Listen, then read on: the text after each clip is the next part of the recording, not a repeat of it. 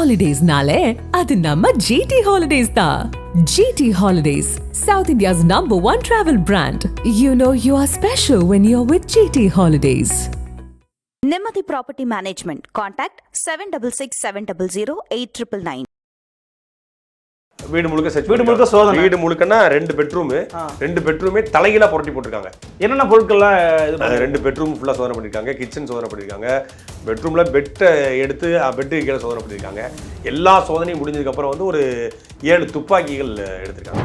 ஒரு புத்தகம் 800 ரூபா, இன்னொரு புத்தகம் வந்து 200 ரூபா நினைக்கிறேன். ஒன்று விகடன் வெளியீடு சீமானவருடைய திருப்பி அடிப்பேன் அப்படிங்கிற புத்தகம், இன்னொன்று வந்து தலைவர் அண்ணன் ஐயா நெடுமாறன் எழுதிய பிரபாகரன் தமிழ் எழுச்சின்னு வடிவம். அந்த 2 புத்தகத்தை எடுத்து போயிருக்காங்க. ஒரு அவங்க படிக்கணும் எட்டு போனாங்களா, தலைவர் பிரபாகரனை பத்தி தெரிஞ்சுக்கணும் அப்படின்னு எட்டு போனாங்களான்னு தெரியல. அது எல்லாமே பிடிச்சு போக அக்கௌண்ட்டுக்கே வரும். அதற்கு பிறகு வந்து நம்ம அதுக்கும் கணக்கு காட்டி வருமான வரி கட்டுறோம். இந்த ஆண்டுக்கு 36 லட்சம் ரூபாய்க்கு வருமான வரி நான் 2023-24 கணக்காட்டுக்கு 36 லட்சம் ரூபாய்க்கு வருமான வரி கட்டிருக்கேன். யூடியூப்பை பார்த்துட்டு துப்பாக்கி தயார் பண்றதுக்கு முயற்சி பண்ணியிருக்கிறான். அந்த வழக்குல அவன் மீது என்னைய வழக்கு போடுறாங்க, கைதும் பண்றாங்க. அவர் வந்து நாம் தமிழர் கட்சியுடைய ஆள் அப்படின்னு சொல்லி அவங்க சொல்றாங்க. ஆனா நாம் தமிழர் கட்சியில் அப்படி ஒரு ஆள் இருந்தா எங்களுக்கே தெரியாது. அவரை விசாரிக்கும் போது எங்க பேரெல்லாம் அவர் சொன்னதாக என்ன அதிகாரி சொல்றாங்க. என்னன்னா எல்லாருமே வந்து யூடியூப்ல பேசக்கூடியவங்க. இடுமாவன கார்த்திகா இருக்கட்டும், இசை மதிவானா இருக்கட்டும், தென்னக விஷ்ணுவா இருக்கட்டும், நானா இருக்கட்டும், கோயம்புத்தூர் ரைடுக்கு போன ரஞ்சித், அவர் வந்து மெகா தமிழ்னு ஒரு சேனல் வச்சிருந்தாரு, இப்போ இல்லை. அவர் முன்னாள் நாம் தமிழ் உறுப்பினர். ஸோ எல்லாருமே யூடியூப்ல இயங்கக்கூடியவங்க. அப்போ யூடியூப்ல ஆக்டிவா செயல்படக்கூடிய, யூடியூப்ல பிரபலமா இருக்கக்கூடிய நபர்களை குறிவைத்து இந்த எண்ணெயை வந்து நடத்தப்பட்டிருக்கிறது. திமுக வந்து என்ன சொல்லுச்சு, நாம் தமிழ் கட்சி வந்து பாஜகவோட பி டீமு, இவர்கள் எல்லாருமே சங்கிகள் அப்படின்னு சொன்னாங்க. நாம் தமிழ் கட்சி பாஜகவோட பி டீமா இருந்திருந்தா, நாம் தமிழ் சங்கியா இருந்திருந்தா எண்ணெய் ரைடு மூலம் வருமா? அண்ணாமலை வீட்டுக்கு எண்ணெய் ரைடு போகுமா? கச்சிராஜா வீட்டுக்கு வருமா? இல்லை அமர் பிரசாத் ரெட்டி வீட்டுக்கு வருமா? கார்த்திக் கோபிநாத் வீட்டுக்கு வருமா? வராதுல்ல. என் வீட்டில் நான் இல்லாதப்ப 2 புத்தகத்தை எடுத்தாங்க. இதே சீமான வீட்டில் புத்தகத்தை எடுத்தானா கொலவெறியா இருப்பாரு. அவருக்கு 2 விஷயம் மட்டும் பிடிக்காது. அவருடைய புத்தகத்து மேல யாரும் கை வைக்க கூடாது, அவர் சீப்பு மேல யாரும் கை வைக்க கூடாது. இந்த 2ஐயும் காணலன்னு வச்சுக்கோங்க. விடுதலை புலிகள் அமைப்பை மீட்டுருவாக்கம் பண்றீங்க. ஏன்னா நீங்க தான் ரொம்ப ஸ்ட்ராங்கா தொடர்ந்து அவங்களுடைய பதாகைகளை பயன்படுத்துறது, அவருடைய சிலைகளை பயன்படுத்துறது, அவரை பற்றின பொன்மொழிகளை பேச, சுபாஷ் சந்திரனுடைய படங்கள் தமிழ்நாடு முழுக்க பயன்படுத்தப்படுது. ஃபார்வர்ட் பிளாக் என்ற இயக்கம் வந்து மீட்டுருவாக்கம் செய்யப்படுகிறது. இந்தியன் நேஷனல் ஆர்மி, இந்திய தேசிய ராணுவம் வந்து மீட்டுருவாக்கம் செய்யப்படுகிறதா? பிரபாகரனே தீவிரவாதினா இந்த நிலத்துல ஊழல் பண்ணி, லஞ்சம் பண்ணி, மக்களுடைய வாக்களை பறித்து மக்களை வேட்டைக்காடாக மாற்றிய கருணாநிதி ஜெயலலிதாவுக்கு என்ன பேரு? மோடிக்கு முதல்ல என்ன பேரு?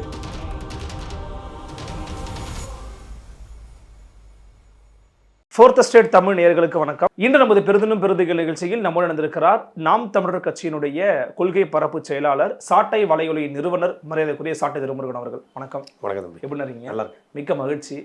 இன்றைக்கு பரபரப்பாக காலை 6 மணி 7 மணிலிருந்து உங்களுடைய பெயர் தான் ஊடகங்கள்ல வந்து வலம் வந்ததை பார்க்க முடிந்தது. சாட்டை துரைமுருகன் வீடுகள் மற்றும் சாட்டை துரைமுருகனுடைய வீடு மற்றும் நாம் தமிழர் கட்சிக்காரங்களுடைய வீடு, அலுவலகங்கள் உட்பட பல இடங்கள்ல வந்து எண்ணெயை சோதனை மேற்கொண்டிருக்கிறாங்க. என்ன திடீர்னு உங்களுடைய பக்கம் எண்ணெயை திரும்பி இருக்கிறாங்க? ஏன்னா ஏற்கனவே எஸ்டிபிஐ கட்சி சேர்ந்தவங்க மீது எண்ணெயை வந்து சோதனை பண்ணியிருந்தாங்க. உங்க பக்கம் வந்திருக்கிறாங்க. ப்ராப்பரா முன் அனுமதி மற்றும் முன் அறிவிப்பெல்லாம் கொடுத்துருந்தாங்களா உங்கள்கிட்ட? இல்லை, எதனால தான் நம்ம எண்ணெயை சொல்கிறோம். எண்ணெயை வந்து எந்த முன் அதிகமதியுமே கொடுக்க மாட்டாங்க, முன் அறிவிப்புமே கொடுக்க மாட்டாங்க. திடீர்னு உங்களைப் போலவே நானும் காலையில் 7 மணி 7:15 ஊடகங்களை பார்த்து தான் என் வீட்டில் ரைட்டுன்னு தெரிஞ்சுக்கிட்டேன். ஊடகங்களை பார்த்து தான் எனக்கு செய்தி தெரியும். நான் 7 எப்போதும் போல ஒரு 6:30 மணிக்கு எழுந்து வாக்கிங் போனேன். சீமானனை பார்க்குறக்காக வந்திருந்தேன் சென்னைக்கு. நாளைக்கு அந்த கண்டன ஆர்ப்பாட்டம் அப்படின்னு, சரி அண்ணன் கூட சேர்ந்து இப்போ போகலாம் அப்படின்னு சொல்லி அதுக்காக தான் வந்திருந்தேன். நான் வீட்டில் இல்லை, சென்னை நேற்று இரவு தான் சென்னை வந்தேன். வந்துட்டு அலுவலகத்தில் இருந்து நான் கிளம்பி வாக்கிங் போயிட்டு வரும்போது செய்தி பார்க்குறேன், வாட்ஸ்அப்பில் பார்க்குறேன், தம்பி இடுமானம் கார்த்திகை வந்து என்னைய சம்மன் அப்படின்னு வருது. அப்புறம் திரும்பி ட்விட்டர் ஃபேஸ்புக் எடுத்து பார்த்தா அடுத்தடுத்த செய்திகள் போட்டிருக்காங்க. தென்னகம் விஷ்ணு வீட்டில் வந்து ரைடு பண்ணியிருக்காங்க, மதிவான வீட்டில் ரைடு பண்ணு. அப்போ நான் வந்து தற்செயலாக என் வீட்டுக்கு எப்போவுமே காலையில் அழைக்கிற மாதிரி அழைச்சி பேசுகிறேன். அழைக்கிறேன், ஃபோன் ஆஃபில் இருக்குது. எப்போவுமே காலையில் ஃபோன் ஆஃப் பண்ண மாட்டாங்க. எனக்கு காலையில் நான் பேசுவேன்னு தெரியும்.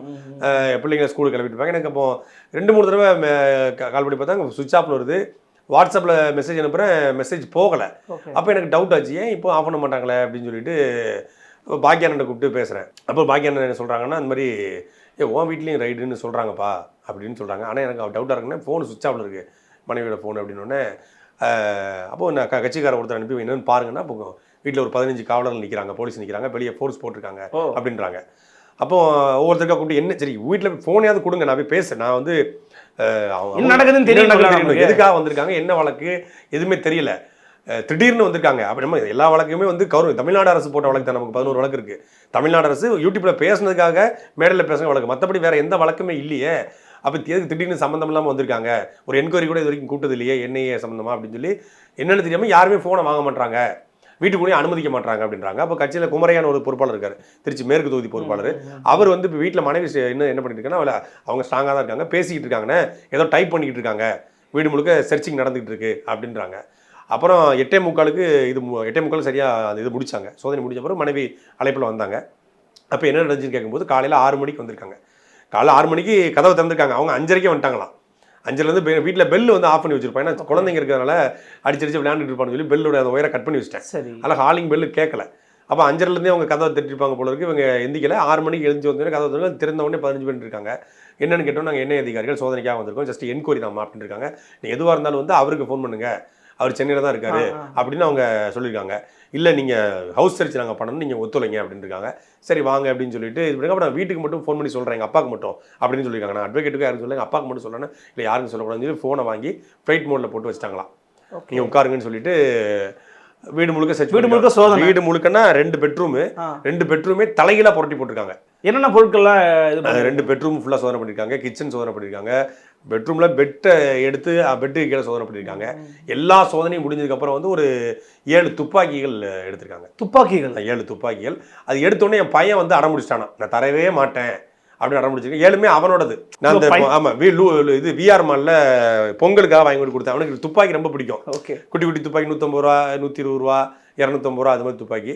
நல்ல ஒரு 50 அடி தூரத்துக்குள்ள சுடுற அளவுக்கு துப்பாக்கி. அந்த துப்பாக்கியை போது அட்டம் பிடிச்சி உருண்டுருக்கான். அப்புறம் சரின்னு சொல்லி அதை அப்புறம் நீங்களே வச்சுக்கோங்கன்னு சொல்லி கொடுத்துட்டாங்களாம். அந்த பிளாஸ்டிக் துப்பாக்கி 7 துப்பாக்கி கொடுத்துருக்காங்க. அப்புறம் பார்த்தீங்கன்னா, நான் இந்த புத்தக கண்காட்சியில் 2 புத்தகம் வாங்கினேன். ஒரு புத்தகம் வந்து 800 ரூபா, இன்னொரு புத்தகம் வந்து 200 நினைக்கிறேன். ஒன்று விகடன் வெளியீடு சீமானவருடைய திருப்பி அடிப்பேன் அப்படிங்கிற புத்தகம். இன்னொன்று வந்து தலைவர் அண்ணன் ஐயா நெடுமாறன் எழுதிய பிரபாகரன் தமிழர் எழுச்சின்னு வடிவம். அந்த 2 புத்தகத்தை எட்டு போயிருக்காங்க. ஒரு அவங்க படிக்கணும் எட்டு போனாங்களா, தலைவர் பிரபாகரனை பற்றி தெரிஞ்சுக்கணும் அப்படின்னு எட்டு போனாங்களான்னு தெரியல. அந்த 2 புத்தகத்தை எடுத்துகிட்டு போயிருக்காங்க. மற்றபடி வந்து வீடு முழுக்க சோதனை பண்ணதில் எந்த விதமான இல்லீகலாகவோ தவறாகவோ உள்ள எந்த ஆவணங்களும் நம்மகிட்ட இல்லை. நம்ம ஒரு நடுத்தர குடும்பம், ஃபார்மசிட்டிக்கல் கம்பெனியில் வேலை பார்த்தேன். 2010 நான் வந்து முறைப்படி வருமான வரி செலுத்திட்டு இருக்கேன். கிட்டத்தட்ட 14 வருஷமாக வருமான வரி கணக்கு காட்டிட்டு இருக்கேன்.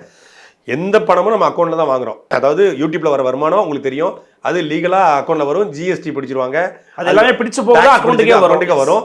அதற்கு பிறகு வந்து நம்ம அதுக்கும் கணக்கு காட்டி வருமான வரியும் கட்டுறோம். இந்த ஆண்டுக்கு 36 லட்ச ரூபாய்க்கு வருமான வரி நான் 2023-24 கணக்கு காட்டிருக்கேன். 36 லட்ச ரூபாய்க்கு வருமான வரி கட்டிருக்கேன். ஸோ அது எல்லாமே லீகல்.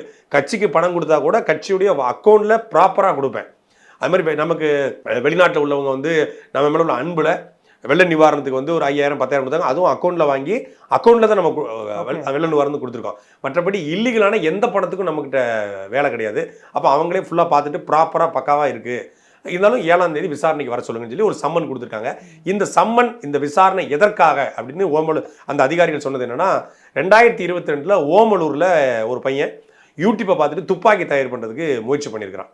அந்த வழக்கில் அவன் மீது என்ஐஏ வழக்கு போடுறாங்க, கைதும் பண்ணுறாங்க. அவர் வந்து நாம் தமிழர் கட்சியுடைய ஆள் அப்படின்னு சொல்லி அவங்க சொல்கிறாங்க. ஆனால் நாம் தமிழர் கட்சியில் அப்படி ஒரு ஆள் இருந்தால் எங்களுக்கே தெரியாது. அவரை விசாரிக்கும் போது எங்கள் பேரெல்லாம் அவர் சொன்னதாக என்ஐஏ அதிகாரிகள் சொல்கிறாங்க. ஸோ அதில் அந்த துப்பாக்கி தயாரிப்பதற்கு நாங்கள் ஃபண்ட் பண்ணியிருக்கலாம், அதாவது வெளிநாட்டிலேருந்து பணத்தை வாங்கி இவர் துப்பாக்கி தயாரிப்புக்கு நான் ஃபண்ட் பண்ணி எல்டிடியை கட்டமைக்கலாம் அப்படின்னு இவங்க சந்தேகப்படுறாங்களாம். எல்டிடி இயக்கம் 2009 இந்தியாவில் ஒட்டுமொத்தமாக உலகம் முழுக்க வந்து அழிக்கப்பட்டு விட்டது. ஒரு ஒரு இயக்கத்துடைய தலைவர் இல்லைன்னா அந்த இயக்கம் இல்லை தானே, இயக்கம் செயல்படலை, இயக்கம் வந்து இன்ஆக்டிவ் மோடுக்கு போயிருச்சு.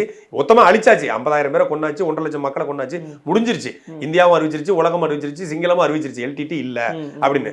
ஈழத்தமிழர்கள் உலகம் முழுக்க இருக்காங்க. அவங்க ஒரு எல்லா அரசியல் நேசிக்கலாம், எந்த அரசியல் கட்சிக்கும் அவங்க வந்து சப்போர்ட்டிவ் பண்ணிக்கலாம், ஆதரவாளர்களாக இருக்கிறாங்க. அவங்க ஈழத்தமிழர்கள் நம்ம மேல ஒரு அன்புல, நம்ம தமிழ் தேசிய பாதையில நம்ம தமிழ் பயணிப்பதனால நம்ம மேல அன்பு கொண்டு அவங்க பேசுவாங்க, ஆதரவு கொடுப்பாங்க, ஆறுதல் சொல்லுவாங்க, வாழ்த்துக்கள் சொல்லுவாங்க. ஒரு மேடை பேச்சு நல்லா இருந்துச்சு, ஒரு யூடியூப் வீடியோ இருந்துச்சுன்னா வாழ்த்து சொல்லுவாங்க. அப்படி பல தொடர்புகள் இருக்கு. ஒரு 50 பேர்கிட்ட ஈழத்தமிழர்கள் நம்ம மேல அன்பு கொண்டவங்க பேசுவாங்க. நீங்க வாட்ஸ்அப்ல பேசுவாங்க, யாருன்னு கூட நமக்கு தெரியாது. அன்பு கொண்டு பேசுவாங்க, நன்னார் பேசுறேன், வாழ்த்துக்கள். அப்படி பல பேர் இருக்காங்க. என் வாட்ஸ்அப்ல கிட்டத்தட்ட 4000 கான்டாக்ட் இருக்கு. யார் 13 வருஷமா அரசியல் இருக்கிறோம், பல பேர் இருக்கோம். அவங்க சஸ்பெக்ட் பண்றது வந்து ஒரு முன்னாள் எல்டிடி ஒருத்தர் வந்து இயக்கத்தை கட்டமைக்க வர்றதாகவும் அவருக்கு நாங்கள்லாம் உதவி செய்கிறதாகவும் சஸ்பெக்ட் பண்ணுறாங்களாம். அப்படி ஒரு சம்பவமே இல்லை. ஒரு தவறான தகவலின் அடிப்படையில் வந்துருக்காங்க. நாம ஒரு ஜனநாயக பாதையை ஏற்று நிற்கிறோம். இல்லை, இதில் வேற ஏதாவது பின்னணி இருக்குன்னு நினைக்கிறீங்களா? தொடர்ந்து நாம் தமிழர் கட்சியினுடைய ஒரு வளர்ச்சி முகம் இருக்கு, குறிப்பா சாட்டு திருமணம் வளர்ச்சி முகம் இருக்கு.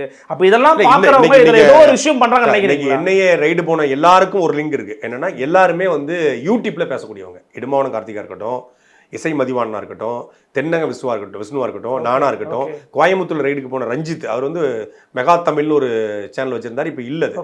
அவர் முன்னாள் நாம் தமிழ் உறுப்பினர். ஸோ எல்லாருமே யூடியூப்ல இயங்கக்கூடியவங்க. அப்போ யூடியூப்ல ஆக்டிவா செயல்படக்கூடிய, யூடியூப்ல பிரபலமாக இருக்கக்கூடிய நபர்களை குறிவைத்து இந்த என்ஐஏ வந்து நடத்தப்பட்டிருக்கிறது.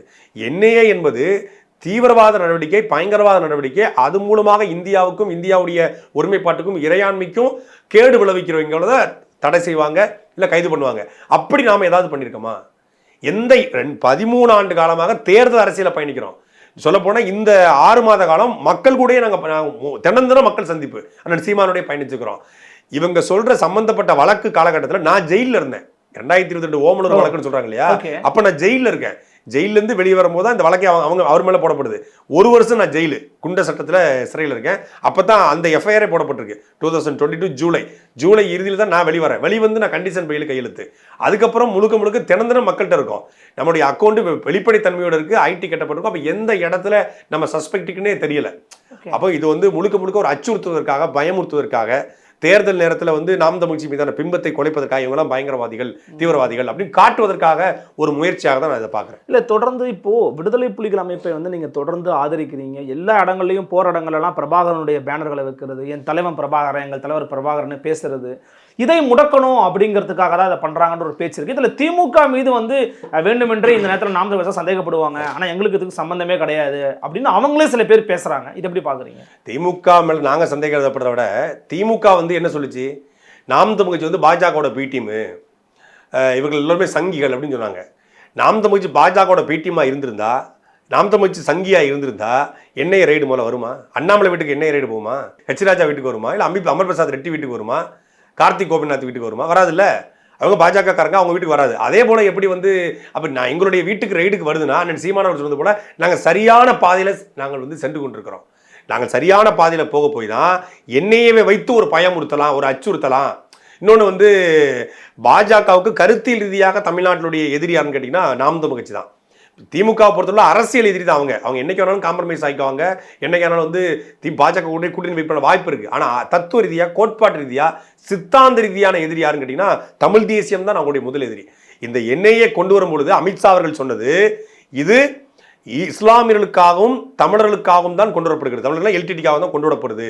அப்போ எல்டிடியை தமிழ்நாட்டில் ஆதரிக்கிறது யாருன்னா நாம் தமிழ் கட்சி, தமிழ் தேசியம், இவங்களை முடக்குவதற்காக தான் கொண்டு வரப்படும் அமித்ஷா அன்னைக்கு சொன்னார். அன்னைக்கு சொன்னது நடக்குது. அண்ணன் சீமானவர்கள் சொன்னாங்க, என்னையே எவ்வளோ பெரிய பேராபத்துனா என்னைக்கு வேணாலும் என் வீட்டில் வந்து நிற்பான், எந்த அனுமதியும் இல்லாமல், எந்த முன் தயாரிப்பும் இல்லாமல் எங்கள் வீட்டில் வந்து சோதனைப்படுவான்னு சொல்லி 2 வருஷம் தான் ஆகுது. ஆனால் இன்னைக்கு வந்து நிற்கிறான். அப்போ இது ஒரு முழுக்க ஒரு அடக்குமுறை. பாஜகவை வந்து நாங்கள் விமர்சிப்பதை, பாஜகவுடைய இந்த 9 ஆண்டுகள் ஆட்சியை விமர்சிப்பதை மட்டுப்படுத்தணும், ஒரு பயமுறுத்தலை கொடுக்கணும், தேர்தல் நேரத்தில் வந்து பாஜக நுழைவதற்கு வந்து ஒரு வாய்ப்பை ஏற்படுத்தணும் அப்படின்னு சொல்லி மறைமுகமாக கூட என்ஐஏ வச்சு இந்த வேலையை பார்க்கலாம். அதில் வந்து சும்மா சஸ்பெக்ஷன், இந்த இன்ஸ்பெக்ஷன், அதெல்லாம் இது வந்து அப்பட்டமான போர். இது சரி, அப்படி ஒரு சோதனை நடத்துறீங்க, 3 மணி நேரம் சோதனையில், அப்படி என்னத்தை நீங்கள் எடுத்துட்டீங்க? சஸ்பெக்ட் இருக்கு.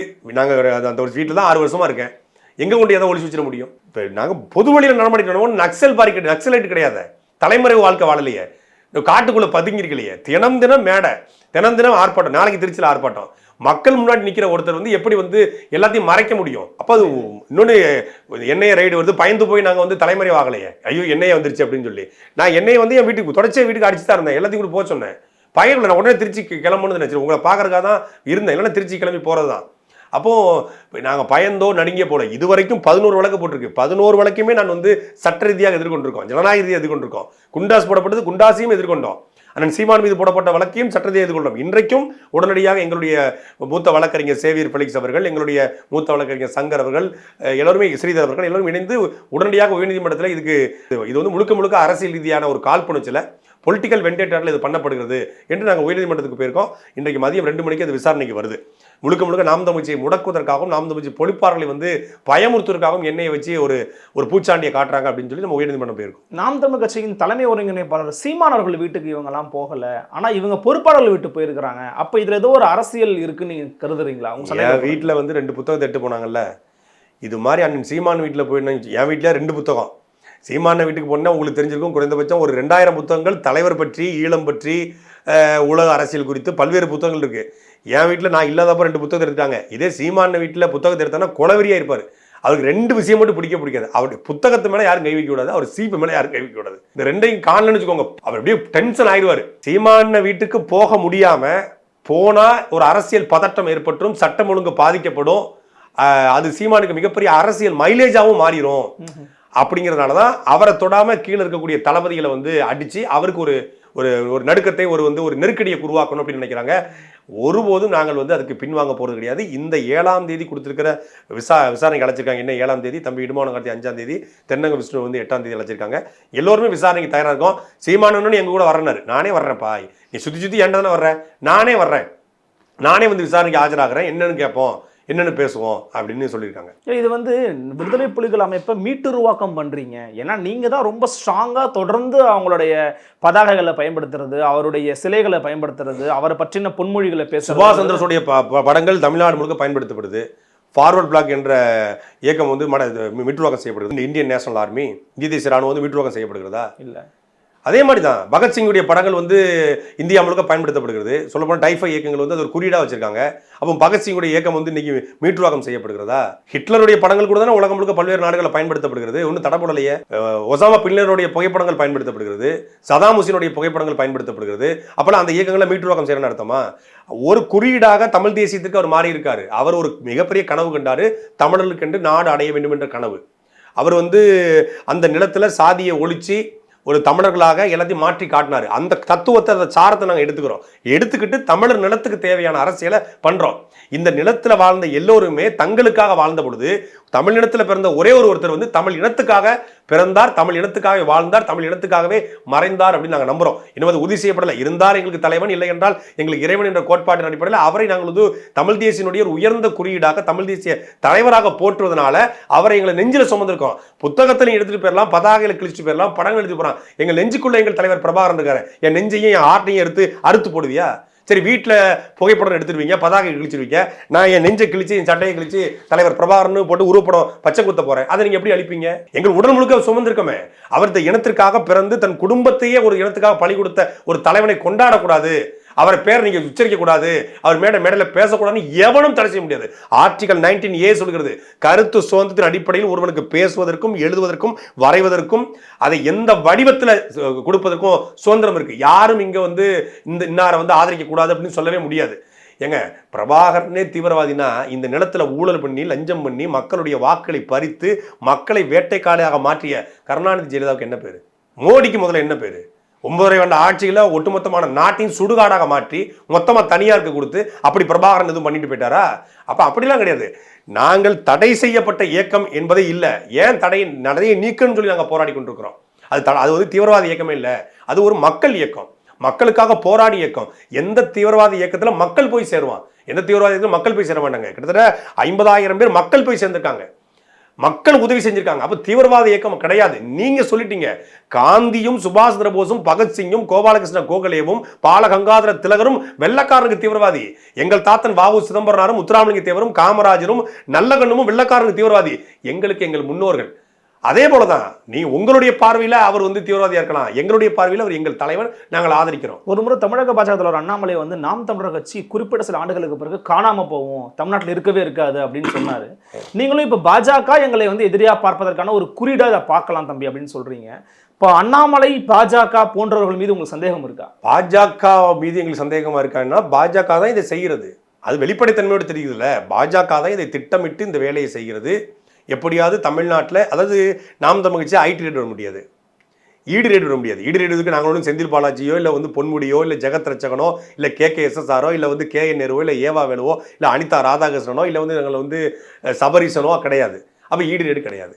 ஐடி ரேடு விருதுக்கு நாங்கள் ஒன்றும் ஆளுங்கட்சியுடைய முன்னாள் அமைச்சர் கிடையாது. தங்கம் தென்னரசோ இல்லை வந்து தங்கமணியோ வேலுமணியோ விஜயபாஸ்கரோ கிடையாது. அப்போ ஐடி ரேடு ஈடு ரேடு எங்களுக்கு செல்லுபடியாகாது, ஒன்றும் வேலைக்கு ஆகாது. அப்போ என்ன பண்ணுறாங்க, என்னையை விடுதலை புலிகளை ஆதரிக்கிறாங்க, பிரபாகரனை ஆதரிக்கிறாங்க. திமுகவாக இருந்தால் ஐடி ரேடு ஈடு ரேடு, ஏன்னா அவங்க ஊழல் பண்ணியிருக்காங்க. நாம் தமிழ் கட்சியாக இருந்தால் என்னைய சோதனை.